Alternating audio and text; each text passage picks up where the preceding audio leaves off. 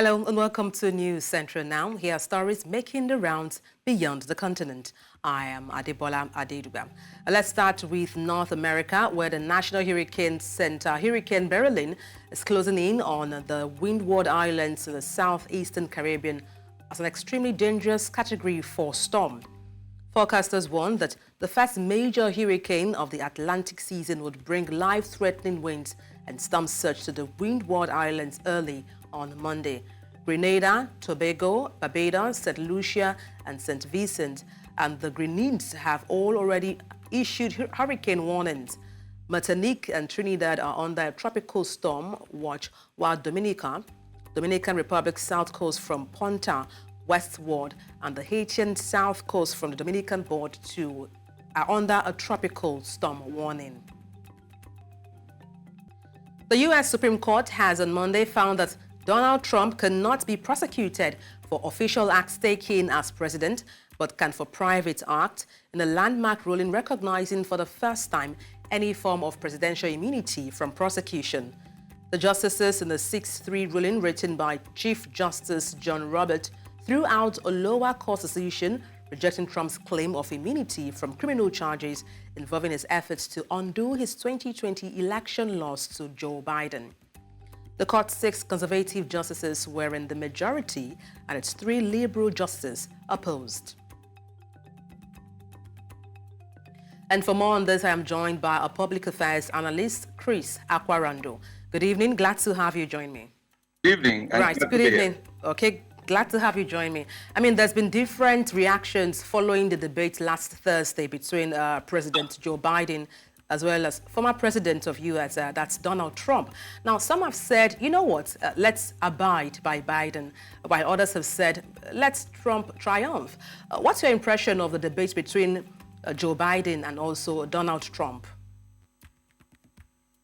Well, for some of us, it was expected. It's interesting. Of course, you know that the 2 presidential candidates had refused the presidential debate committee, and then they opted for other debates, CNN, ABC coming up and all that. But in the debate, you could see that Trump is very charismatic. He understands the terrain of debate. Joe Biden is a bit subdued, but of course, he knew what he had to say.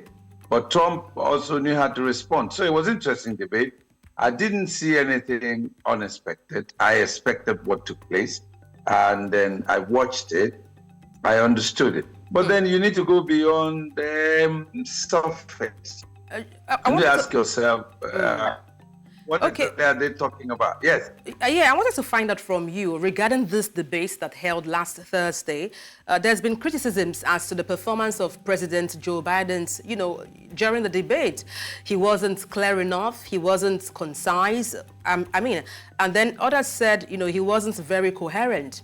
Now, Democratic Party of Joe Biden, we hear, are consulting within themselves whether or not to replace their candidate. How possible is this? Let me. The debates are very good. I tell you, there are die-hard voters and politicians who don't change their parties, who don't change their votes. All right? There are those who could be swayed by performances. And I tell you the truth, Biden isn't feeling quite well. Okay? It's not really about age. It's about the fact that he's not quite well. So some Democratic politicians will be thinking of, do we change him? But it's going to be difficult to change Biden as things stand now. Now, that also gives advantage to Trump, who is a Cicero, who knows how to entice a crowd, who knows how to make the crowd listen to him. So at the end of the day, it does about rhetoric versus not being able to say exactly what you want to say. Now, a certain school of thought in America believe that they don't have the best of candidates. It's more or less like choosing between a rock and then a hard place.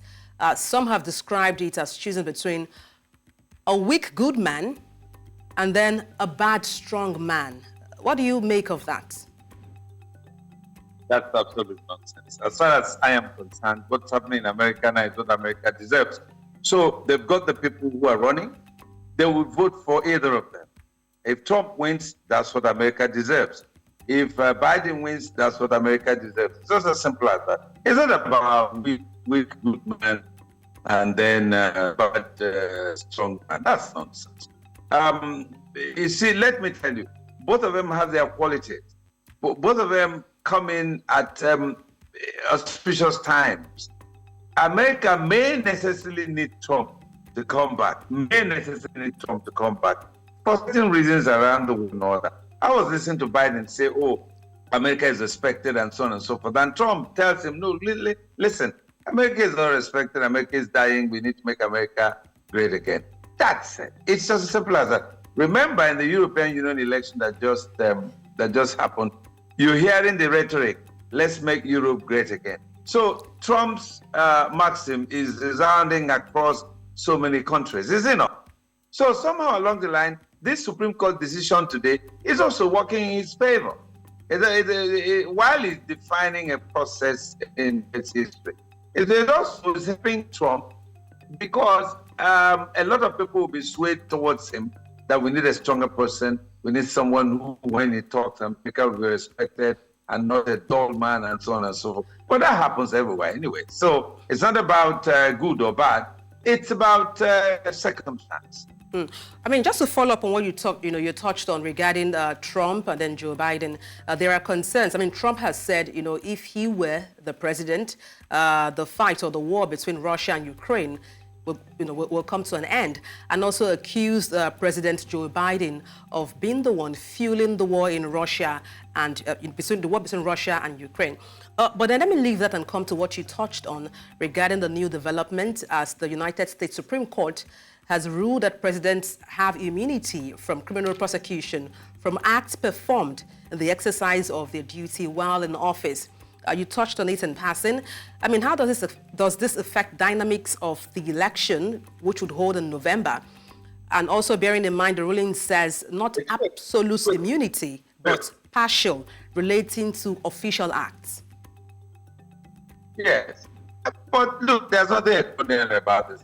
Some of us have opined this, that the ex-presidents do have immunity regarding official acts. All right, but unofficial acts, of course, you can because it's not in Africa where the presidents are monarchs and the presidents are their countries and their countries are them. But out there, laws are obeyed. So it's just as simple as that. The Supreme Court has just refined that aspect of the Constitution of the United States. It's as simple as that. The truth is, the president has immunity so long as it's official act. But then, if it's a personal decision, I mean, the president goes to rape somebody, that's personal. You take him to court, and then if he's found guilty, he's jailed. It's just as simple as that, okay? Whether this decision will affect the dynamics of the elections, yes, it will.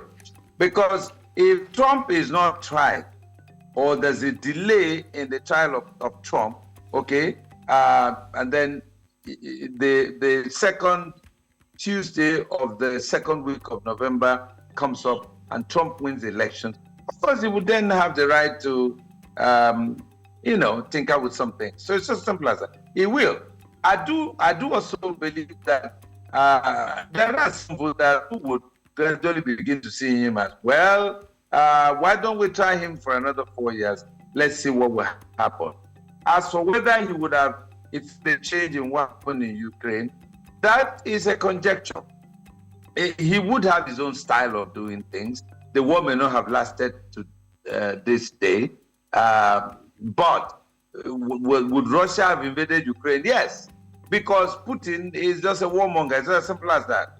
Would Trump have prevented him from taking the war this long? It's possible. But what's important is that the war in Ukraine is affecting the political and then war dynamics around the world. You can see the European Union is trying to rearm themselves and now trying to re-understand their position just to quickly, within the world geopolitics. Yeah, Mr. Akwarandu, I understand we're pressed for time, but just to quickly follow up on what you said, there are concerns, there are certain concerns too, that Donald Trump does not have the charisma or what represents the face of an American president? What do you make of that? Quickly, in less than 30 seconds.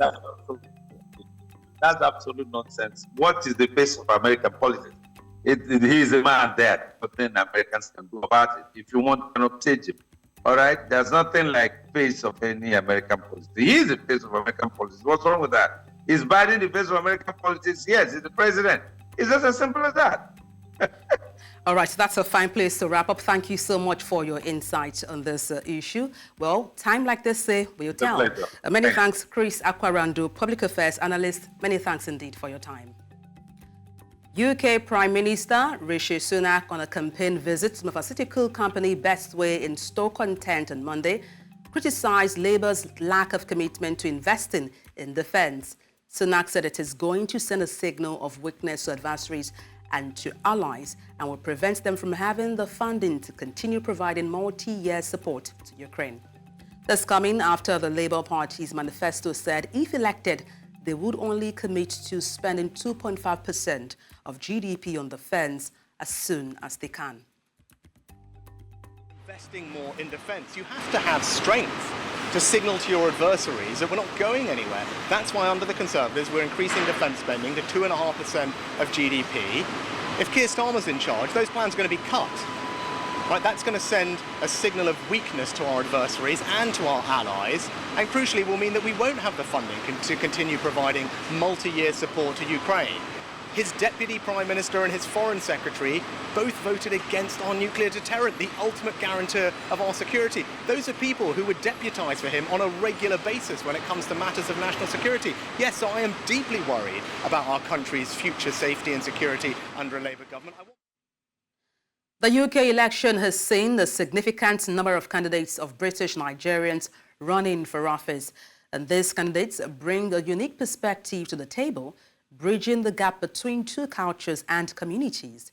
Their presence in politics not only represents the changing demographics of the UK, but also provides the opportunity for Nigerian voices to be heard and represented. For News Central, Afia Hagan takes a look. At least 30 British Nigerian candidates will contest for seats in the UK's July 4th elections. Rishi Sunak's Conservative government is widely expected to be replaced by Keir Starmer's Labour Party. Democracy Club's analysis shows 20 British Nigerian candidates representing major parties like Labour, the Conservatives and the Liberal Democrats. Others are from smaller parties or running as independents. This election could lead to the most diverse parliament in British history, with more ethnic minorities, including Nigerians, vying for seats.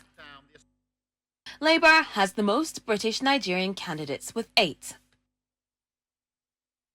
The Liberal Democrats will field 6 candidates. The Conservatives have 3 British Nigerian candidates seeking re-election. Independent candidates include those vying for seats with the Workers' Party of Britain and the Yoruba Party of the UK. The election will field 4,379 candidates, the highest number ever, surpassing the 2010 record of 4,093. The 650 constituencies have seen increased candidate numbers, with at least 5 per seat. The UK goes to the polls on Thursday, with results expected by Friday. For News Central, I'm Afia Hagan. Poland's Prime Minister Donald Tusk on Monday warned of a very dangerous turn for France and Europe after the far-right won the first round of pivotal French elections. Former EU chief Tusk says it is starting to be very dangerous and also made allegations about Russian influence in many parties of the radical right in Europe. The former European Council president also spoke of dangerous trend and pointed to fears that France could soon become the sick person of Europe because it will be forced to confront radical forces. To nie jest przypadek, że dzisiaj razem z panem ministrem Tomaszem Siemoniakiem jesteśmy w kontekście tego, co się dzieje w Polsce i wokół Polski.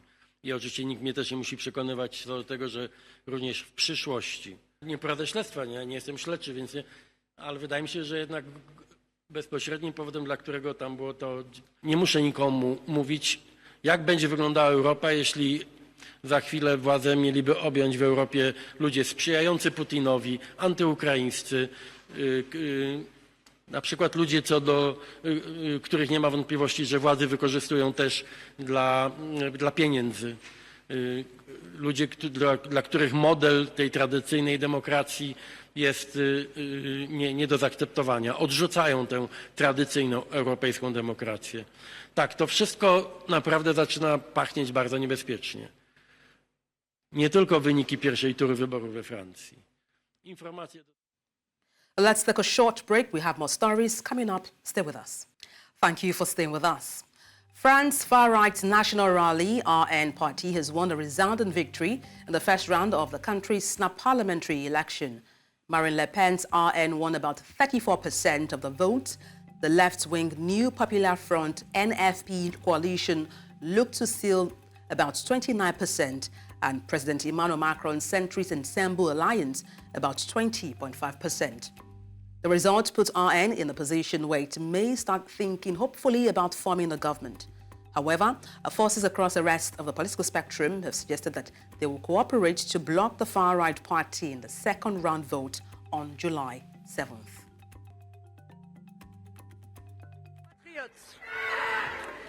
La démocratie a parlé et les Français ont placé le Rassemblement national et ses alliés en tête et ont pratiquement effacé le bloc macroniste. Tout d'abord, comme responsable politique, je me félicite de la participation si...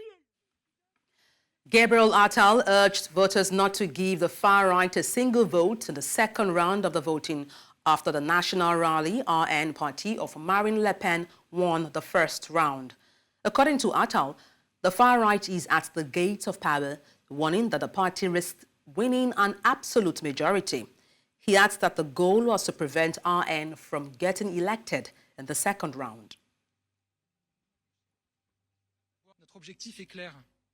Empêcher le Rassemblement national d'avoir une majorité absolue au second tour, de dominer l'Assemblée nationale et donc de gouverner le pays avec le projet funeste qui est le sien. Je le dis avec la force que l'instant appelle à chacun de nos électeurs. The EU has accused Meta of breaching the bloc's Digital Market Act by making Facebook and Instagram users choose between handing over their data or paying for an ad-free subscription. The charges against the US tech titian follow a finding last week against Apple that marked the first time Brussels had leveled formal accusations on the EU's groundbreaking Digital Market Act. The latest case focuses on Meta's new ad-free subscription model for Facebook and Instagram, which has sparked multiple complaints over privacy concerns. Indeed, we have sent preliminary findings to Meta today on a non-compliance case that we opened on 25th of March. So the preliminary findings concern the compliance of Meta with the DMA provision on combining personal data at their service.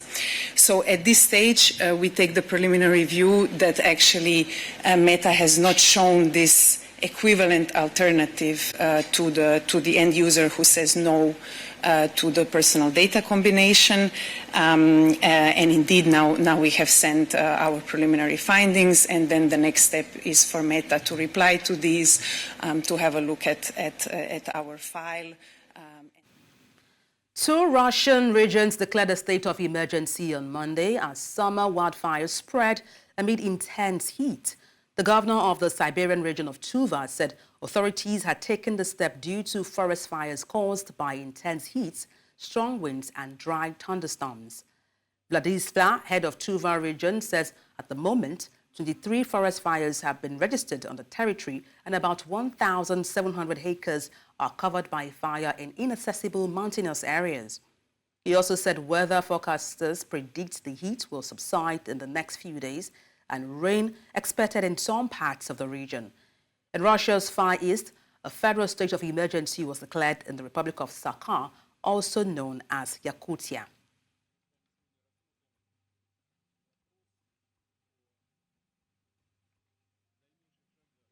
Former Peruvian presidential candidate Keiko Fujimori has taken the stand on Monday as the opening of her money laundering trial in the Odebrecht scandal, for which she could face a sentence up to 30 years in prison.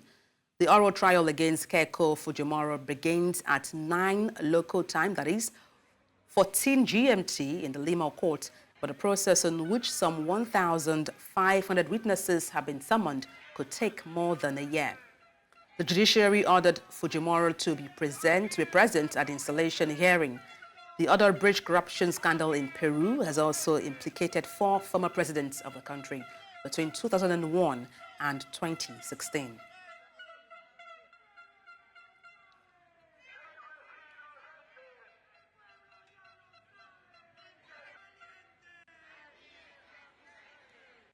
And that's all on Beyond the Continent. Send your eyewitness report to the WhatsApp number on the screen and do follow us on social media.